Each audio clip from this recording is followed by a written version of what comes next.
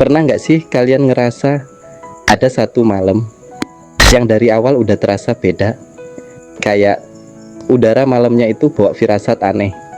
Bukan sekadar dingin, tapi ada sesuatu yang bikin merinding sejak dari dalam rumah. Malam itu cuacanya nggak hujan, tapi angin bertiup agak kencang. Daun-daun kering dari pohon mangga di samping rumah berisik banget kena sapuan angin. Saya berdiri di teras rumah kecil yang kami tempati sejak saya lulus kuliah. Berdinding bata merah, belum sempat diplester karena memang belum ada biaya. Di rumah itu cuma saya dan ibu. Ayah udah lama meninggal karena stroke.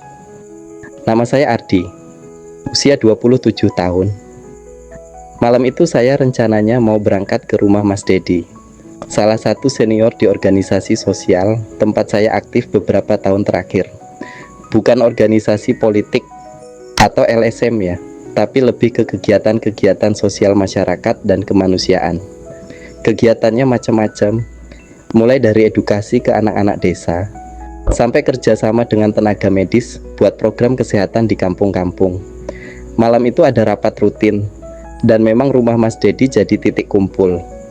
Biasanya saya berangkat bareng 2 atau 3 orang, tapi kali ini cuma dijemput 1 orang, adik didik saya sendiri, si Bowo. Yang bikin saya nggak tenang malam itu tuh bukan cuma suasana anginnya yang beda, tapi juga sepi yang ganjil. Biasanya malam-malam kayak gini masih ada suara motor tetangga atau anak-anak nongkrong di ujung gang sambil ketawa-ketawa. Tapi entah kenapa malam itu sepi banget. Kayak gang ini ditutup buat semua suara, kecuali angin dan gesekan ranting pohon. Saya sempat masuk lagi ke dalam rumah, ambil jaket, salaman sama ibu. Ibu sempat bilang, jangan pulang terlalu malam, Di. Malam ini hawanya aneh. Saya cuma senyum, tapi dalam hati saya ngerasa juga bukan cuma hawa yang aneh, tapi seperti ada yang ngikutin dari balik pintu, dari balik gelapnya lorong rumah yang sempit. Pas saya balik ke teras, suara knalpot RX King mulai terdengar dari ujung gang. Suara yang khas banget, kayak suara deret yang gak enak di telinga, tapi buat Bowo itu kebanggaan. Dia pernah bilang, knalpotnya asli Thailand kak, mahal loh. Bowo berhenti di depan rumah, helmnya full face, tapi saya bisa lihat dari cara dia angguk-anggukin kepala sambil geber motornya. Itu gaya khas dia kalau lagi seneng. Saya turun ke halaman, langsung disambut teriakannya, cepet kak, saya udah lapar nih, katanya habis rapat ada makan-makan. Saya ketawa kecil, makan mulu otak kamu wo. Bowo ini anak kampung sebelah, masih umur 20-an. Saya kenal dia sejak dia ikut kegiatan sosial 2 tahun lalu. Anak ini benar-benar energik, kadang kebangetan, tapi justru itu yang bikin suasana nggak pernah sepi kalau dia ada. Walaupun usianya jauh di bawah saya, dia udah saya anggap adik sendiri. Dia turun bentar dari motor, ngeluarin 1 rokok dari saku jaket, lalu nyalain pakai korek yang bentuknya kepala tengkorak. Keren nggak kah? Beli di Shopee diskon. Saya cuma geleng-geleng, naik motor kayak gitu, ngerokok pula. Nggak takut masuk berita, remaja terbakar karena knalpot RX King nyulut api. Dia ketawa keras banget. Biar keren kak, mati keren, hidup pun keren. Kami naik ke motor, saya duduk di belakang, megang tas ransel kecil yang isinya cuma buku catatan, air minum, dan 1 baterai powerbank. RX King-nya meraung keras begitu keluar dari gang sempit. Angin malam langsung menghantam wajah. Kami menuju rumah Mas Dedi lewat jalur tengah, jalanan yang katanya lebih cepat, tapi orang-orang suka bilang itu jalur angker. Di kanan kirinya semak tinggi, ada pohon pisang liar, kadang lihat musang nyebrang. Lampu jalan pun jarang hidup, tapi karena udah biasa, saya dan Bowo nggak terlalu mikirin itu. Di tengah jalan, saya tanya, gimana wo? RX Kingmu aman? Dia jawab dengan semangat, aman dong kak. Tapi kemarin sempat mogok bentar di pertigaan yang katanya angker itu loh. Saya menoleh cepat. Yang ada pohon beringin itu. Iya kak, sumpah waktu itu siang bolong loh. Tapi hawanya aneh. Kayak dingin tapi bukan dingin biasa. Saya diam. Nggak tahu kenapa hati saya makin nggak enak. Dan dari cara Bowo ngomong, dia juga kayak ngerasain hal yang sama. Tapi ya sudahlah. Kami terus melaju. Tanpa sadar, jalan yang makin gelap membawa kami ke tempat yang akan mengubah malam kami selamanya. Malam makin larut. Angin masih berembus dari arah utara, dan saya masih duduk di belakang Bowo, sambil sesekali membenarkan posisi duduk karena RX King-nya getarannya luar biasa. Biasalah, motor tua. Tapi anehnya, malam itu, setiap kali kami melewati pepohonan yang rapat, suara motornya terdengar seperti memantul balik, kayak ada gema. Saya sempat mikir, mungkin karena malam. Tapi perasaan ini bukan sekadar efek malam biasa. Ini kayak kita masuk ke lorong lain. Kami melewati pertigaan pertama, tempat yang katanya angker itu. Pohon beringin besar berdiri tegak di pojokan. Daunnya bergerak pelan, meski angin lagi lumayan kencang. Saya dan Bowo diam aja. Nggak ada obrolan sejak lewatin itu. Biasanya Bowo pasti nyetel lagu di speaker kecil yang dia ikat di stangnya. Tapi malam itu sepi. Hanya suara motor, angin, dan jantung saya sendiri yang terasa makin cepat. Pas kami mulai masuk ke jalan yang lebih sempit, lampu motor mulai meredup. Saya refleks tepuk pundak Bowo. "Wow, lampunya kenapa?" Bowo jawab tanpa menoleh. "Nggak tahu kak, baru kali ini kayak gini. Biasanya terang kok." Dan seketika, geringgak, suara semacam gesekan besi muncul dari arah kanan jalan.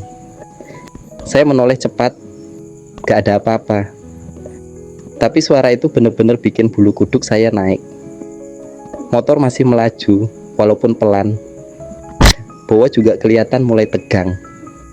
Saya bisa lihat dari cara dia duduk yang lebih kaku. Biasanya dia santai banget di motor, tapi sekarang kayak lagi waspada. "Lu denger nggak, Wo?" Saya tanya pelan.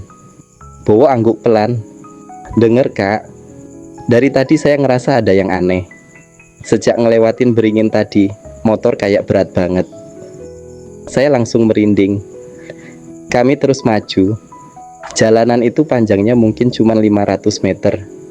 Tapi malam itu rasanya kayak nggak habis-habis. Di satu titik, saya ngerasa kayak udah muter-muter di tempat yang sama. Pohon pisang, semak, lalu ada satu warung kosong yang selalu tutup sejak pandemi. Itu semua seperti terus berulang. Kayak diputar ulang. Saya tepuk bahu Bowo. "Wo, berhenti bentar deh. Ini ada yang nggak beres." Dia ngerem pelan. Kami berhenti di samping warung kosong itu. Saya turun, Bowo ikut turun. Nafas kami berat. Bukan capek, tapi kayak baru keluar dari sesuatu. Lalu tiba-tiba, lampu motor nyala terang sendiri, tanpa disentuh. Lalu mati, lalu nyala lagi. Bowo mulai panik. "Kak, ini bener-bener gak normal. Saya gak pencet apa-apa." Saya tarik napas dalam-dalam. "Ayo cepetan jalan. Jangan berhenti lama-lama di sini." Dan begitu kami naik lagi, motor langsung nyala normal. Tapi satu hal aneh terjadi.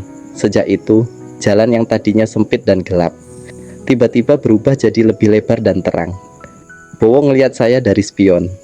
"Baru aja kita tadi kayak masuk dunia lain ya kak." Saya nggak jawab, karena saya juga nggak yakin kita beneran udah keluar dari sana. Akhirnya kami sampai juga di depan rumah Mas Dedi. Bentuknya rumah joglo modern, agak tua, tapi tetap kokoh. Biasanya kalau kami datang, lampu terasnya menyala kuning hangat, dan selalu ada suara TV dari dalam rumah, tanda kalau Mas Dedi lagi nunggu. Tapi malam itu, rumah itu gelap. Bowo turun duluan, buka pagar pelan-pelan. Saya ikut turun. Kami jalan bareng menuju pintu depan. Tapi langkah saya terhenti. Ada sesuatu yang aneh. Pintu rumah Mas Dedi yang biasanya dicat coklat tua, malam itu terlihat agak kusam, seperti nggak pernah dipel lagi. Dan dinding rumahnya yang biasanya rapi, malam itu ada bercak seperti noda air tua. Kayak rumah yang udah lama nggak dihuni. Wow, ini bener rumah Mas Dedi kan? Bowo nunjuk plat nomor rumah di atas pintu. Iya kak, section B, bener kok. Saya masih ragu, tapi kami putuskan buat ketuk pintu.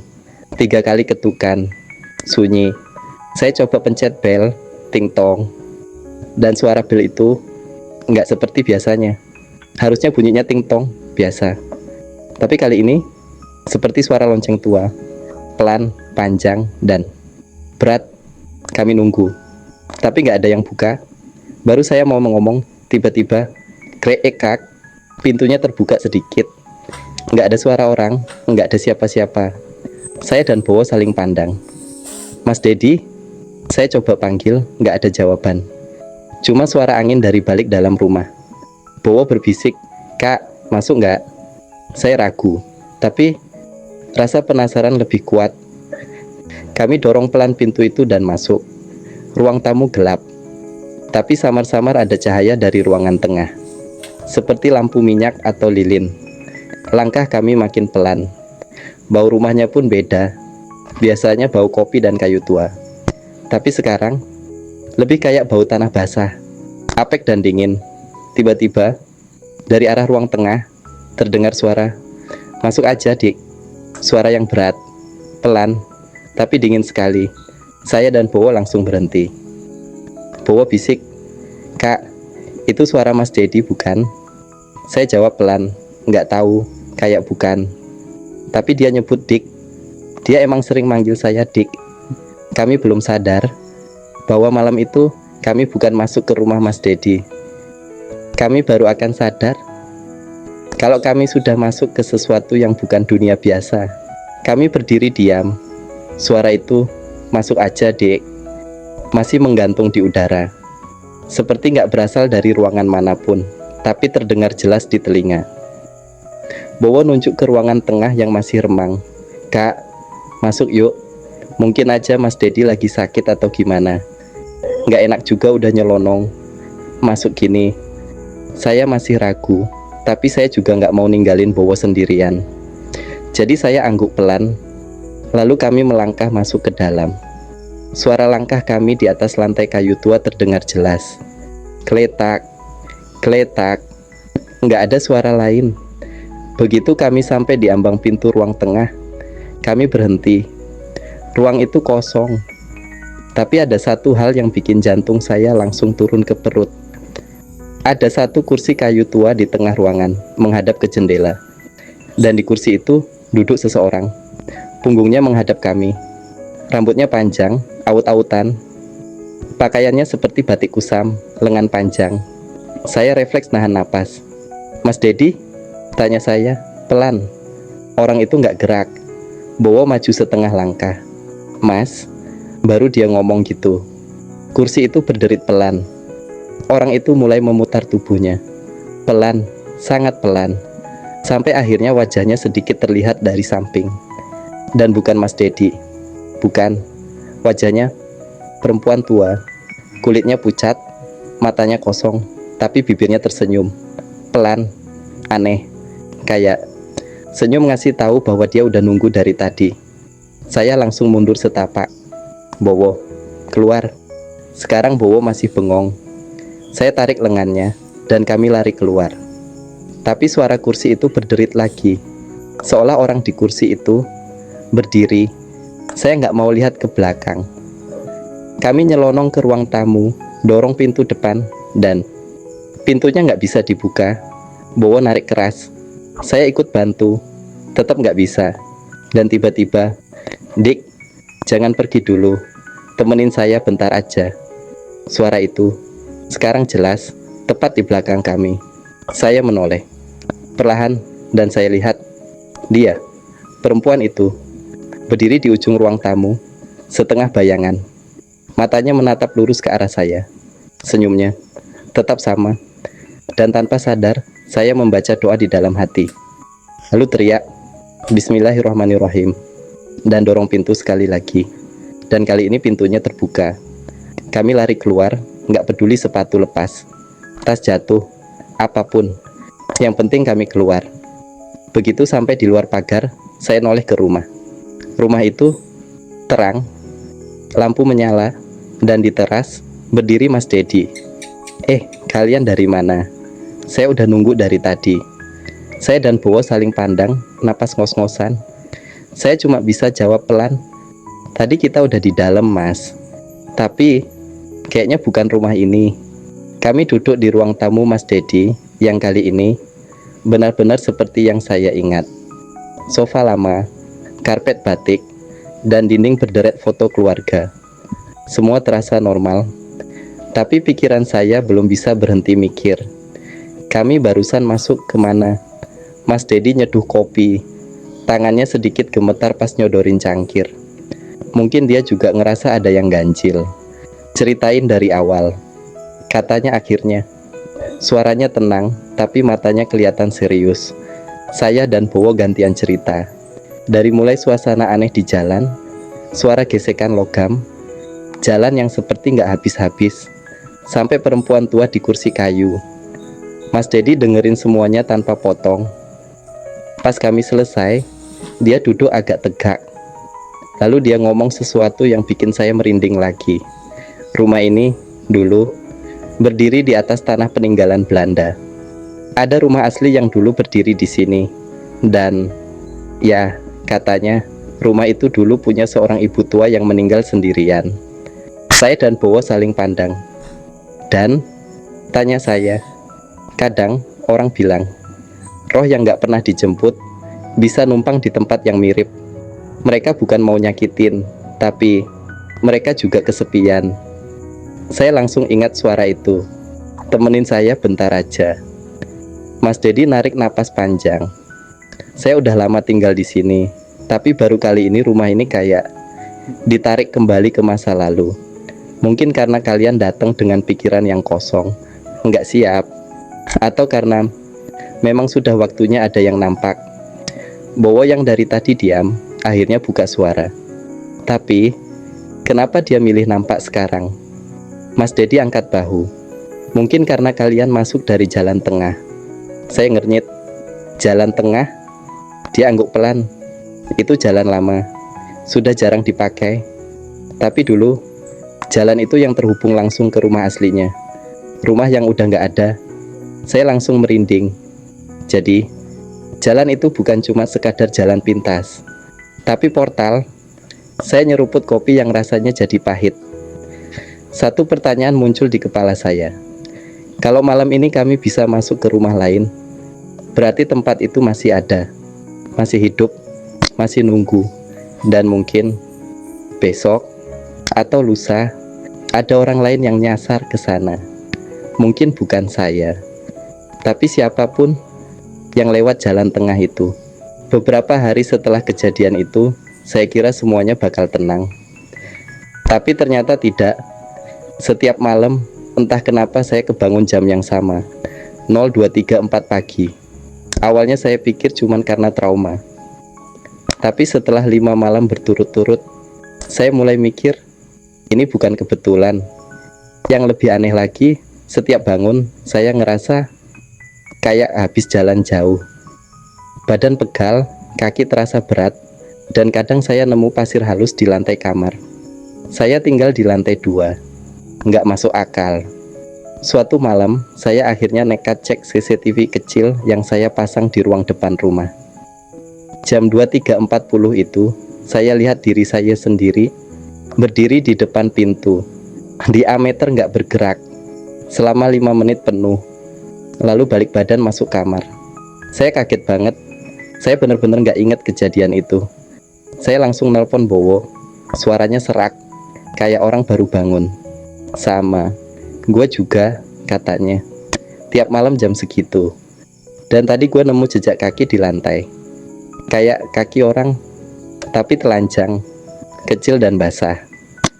Kami sepakat buat balik ke rumah Mas Dedi, nanya lagi. Tapi waktu kami sampai di sana, rumahnya kosong, terkunci, Tetangga bilang, Mas Dedi pergi pagi itu, nggak bilang kemana. Ada yang ganjil. Kami jalan pelan di sekitar komplek. Dan entah kenapa, kaki kami lagi-lagi bawa kami ke jalan tengah itu. Padahal, kami nggak ngelewatin jalan itu dari kejadian malam itu. Tapi sekarang, jalan itu beda. Lebih sempit, lebih gelap, dan udaranya dingin banget. Nggak wajar buat jam 2 siang. Kami saling pandang. Lo ngerasa jalan ini manggil? Tanya Bowo. Saya nggak bisa jawab. Tapi saya tahu satu hal. Rasa penasaran kami belum selesai. Dan sepertinya sesuatu dari malam itu masih belum selesai juga. Kami melangkah masuk. Langkah pertama aja udah bikin udara berubah. Kayak semua suara dunia luar langsung disedot. Hening banget. Yang kedengeran cuma napas kami dan sesuatu yang lain. Seperti langkah lain. Tapi bukan dari belakang kami. Dari depan. Kami terus jalan pelan. Jalan tengah itu terasa jauh lebih panjang dari yang kami ingat. Kayak nggak masuk akal. Kayak ada yang muter kami dalam lingkaran. Tapi di ujungnya, kami lihat rumah itu lagi. Rumah tua yang dulu kami pikir cuman halusinasi malam. Tapi sekarang, siang-siang, rumah itu berdiri nyata. Masih sama persis, dinding kusam, jendela lebar dan kursi kayu di teras. Kami nggak langsung masuk. Kami berdiri lama di depan pagar kecil yang sudah lapuk. Nggak tahu kenapa, tapi saya ngerasa rumah itu udah nunggu dari tadi. Lo yakin? Tanya Bowo pelan. Saya nggak jawab. Saya jalan pelan, buka pagar dan masuk. Begitu kaki saya menginjak halaman, semua berubah. Langit yang tadi cerah jadi kelabu. Angin berhenti. Suara burung hilang. Dan pintu depan rumah terbuka sendiri. Kami masuk. Dan yang bikin bulu kuduk saya berdiri, semua benda di dalam rumah ada di tempat yang sama persis kayak malam itu. Kursi tua di tengah ruangan, jendela besar, dan bau kayu tua bercampur wangi bunga melati yang menusuk. Kami jalan pelan ke ruang tengah. Kali ini nggak ada siapapun di kursi itu, tapi ada sesuatu di mejanya. Foto. Saya ambil perlahan, dan saya lihat itu foto lama, tahun 50-an mungkin. Ada seorang perempuan tua duduk di kursi yang sama, mengenakan kain batik panjang. Wajahnya datar, tapi matanya terasa hidup. Di balik fotonya ada tulisan tangan. Saya bukan hantu. Saya hanya sendirian terlalu lama. Saya merinding sekujur tubuh. Dan tiba-tiba, dari jendela, ada bayangan yang lewat. Cepat banget, tapi jelas. Itu sosok perempuan. Kami berdua langsung keluar. Tapi begitu sampai di halaman, rumah itu nggak ada. Yang ada cuma tanah kosong, rerumputan liar, dan satu tiang papan kecil dengan plakat logam yang sudah karat. Saya jalan pelan, baca tulisan di plakat itu. Di tempat ini pernah berdiri rumah miliknya, Sri Retno, 1894 to 1957. Beliau meninggal dunia sendiri tanpa ahli waris. Rumahnya dirobohkan tahun 1980. Saya mundur satu langkah. Kepala saya berat. Bowo duduk pelan di rumput. Napasnya berat. Jadi, kita barusan masuk ke rumah yang udah nggak ada selama lebih dari 40 tahun. Saya angguk pelan. Atau, rumah itu nggak pernah pergi. Setelah kejadian di tanah kosong itu, saya dan Bowo sepakat buat nggak balik lagi ke daerah situ. Nggak lewat jalan tengah, nggak nyari Mas Dedi, nggak buka-buka lagi soal rumah itu. Kami pikir mungkin udah waktunya tutup lembaran. Tapi ternyata lembarannya nggak pernah benar-benar bisa ditutup. Karena setelah kejadian itu, mimpi saya mulai berubah. Tiap malam, saya bermimpi duduk di ruang tamu rumah itu. Tapi bedanya, saya nggak sendirian. Ada perempuan tua duduk di seberang. Wajahnya penuh keriput, tapi matanya hangat. Seperti nenek yang lama nggak dikunjungi cucunya. Dia nggak pernah bicara, cuma duduk dan menatap saya lama. Tapi yang bikin saya gelisah, setiap malam jarak antara dia dan saya makin dekat. dari seberang meja jadi satu kursi. Lalu di malam kelima, dia duduk tepat di samping saya. Dan malam itu, dia bicara, "Kamu ingat saya?" Suara itu pelan, lirih, tapi jelas. Saya langsung bangun dengan napas ngos-ngosan, keringat dingin di leher. Saya yakin belum pernah kenal perempuan itu. Tapi kenapa dia bilang, "Ingat saya"? Saya mulai nyari foto-foto lama, surat-surat tua, bahkan nekat balik ke rumah orang tua saya, nanya-nanya tentang masa kecil. Dan ternyata, ada sesuatu yang gak pernah diceritakan ke saya. Ibu saya bilang, waktu saya umur 3 tahun, kami sempat tinggal di rumah kontrakan, di daerah yang sama dengan rumah tua itu, cuma setahun. Tapi selama itu, saya sering ngomong sendiri, katanya. Sering main sama nenek, katanya waktu itu. Dan nama nenek itu, Retno. Saya gemetar. Saya sadar sekarang, rumah itu bukan rumah asing. Saya pernah ke sana. Saya pernah main di sana. Saya pernah kenal sosok itu. Dan mungkin saat saya dan Bowo menemukan rumah itu, bukan karena kami tersesat, tapi karena saya yang dibawa kembali. Malamnya saya bermimpi lagi. Kali ini bukan di rumah, tapi di sebuah lorong sempit, gelap, tapi di ujungnya ada cahaya. Dan suara perempuan tua yang bilang, "Bantu saya. Saya tahu saya belum selesai. Dan rumah itu belum sepenuhnya pergi dari saya." Saya bilang ke Bowo, saya harus balik sekali lagi ke tanah kosong itu. Dia nolak tentu, tapi akhirnya dia ikut juga. Dia bilang, "Gue gak mau lo balik sendiri. Kalau ini terakhir kalinya, gue harus ikut." Kami sampai di sana sore hari. Udara aneh, kayak lebih berat. Tapi saya udah siap. Bawa lilin kecil, bunga melati, dan foto lama yang saya temukan sebelumnya. Kami berdiri di tengah rumput liar. Dan kali ini, gak ada yang muncul. Gak ada rumah, gak ada suara, gak ada bayangan. Tapi saya tahu, dia di sini. Saya taruh bunga dan foto itu di atas batu kecil yang menonjol dari tanah. Lalu saya nyalakan lilin. Dan saya bicara, "Bu Retno, saya nggak tahu kenapa dulu saya bisa deket sama ibu. Tapi saya tahu ibu sendirian terlalu lama. Kalau ibu cuma pengen dikenang, saya ingat, saya nggak akan lupakan." Angin tiba-tiba berhembus. Lilin saya mati. Dan terdengar suara, pelan, jauh, tapi jelas. "Terima kasih." Kami berdiri diam, lama, sampai hari benar-benar gelap. Dan sejak malam itu, mimpi saya berhenti. Saya nggak pernah mimpi rumah itu lagi. Nggak pernah mimpi perempuan tua itu lagi. Dan jam 2.34 pagi, saya bisa tidur nyenyak. Seperti semua akhirnya, tenang. Tapi ada satu hal kecil yang bikin saya masih suka merinding. Kadang, kalau saya buka tirai kamar malam-malam, saya suka lihat sosok di jalan seberang. Berdiri diam, nggak gerak, tapi nggak mengganggu. Cuma mengawasi, seolah memastikan saya nggak lupa. Dan mungkin nggak semua kenangan harus diusir, karena beberapa diantaranya cuman pengen pulang. Terima kasih yang sudah mendengarkan kisah saya.